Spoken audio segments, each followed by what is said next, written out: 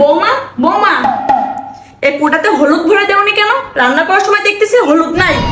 তোমাকে না বললাম রান্নাঘরে সব রেডি করে তারপর আমাকে ডাক দিবা? আমি এখানে রান্না করতেছি আর তুমি রুমে কি করো? আম্মা, শাকসবজি মাছ মাংস কেটে ধুয়ে তারপর আপনাকে ডাক দিছি, কোটাতে যে হলুদ নাই এটা আমি খেয়াল করি নাই।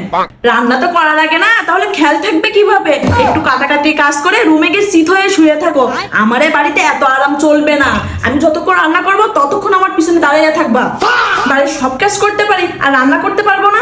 আপনি তো আমাকে রান্না করতে দেন না। আমার রান্না নাকি মজা হয় না, তেল মশলা নাকি আমি বেশি দেই।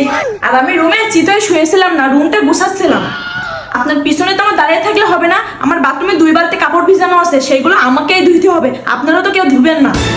দেখো বউ, তুমি মুখে মুখে তর্ক কম করবা। তোমাদের যে রান্না করে খাওয়াই এটাই অনেক। আর তুমি বাড়ির কাজ করবে না তো কে করবে? আমি করবো নাকি? তোমার বাড়ি, তোমার সংসার, তুমি এত মনে শয়তানি রেখে কাজ করো কেন? কাজ করে নেওয়ার সময় এটা আমার নিজের বাড়ি নিজের সংসার, তাই না? আর কোনো কিছু দেওয়ার সময় আমি আপনাদের কেউ না। সারাটা দিন কাজ কাম করে খেটে মরলেও আপনাদের মতন শাশুড়িদের কেউ মন পাবে না।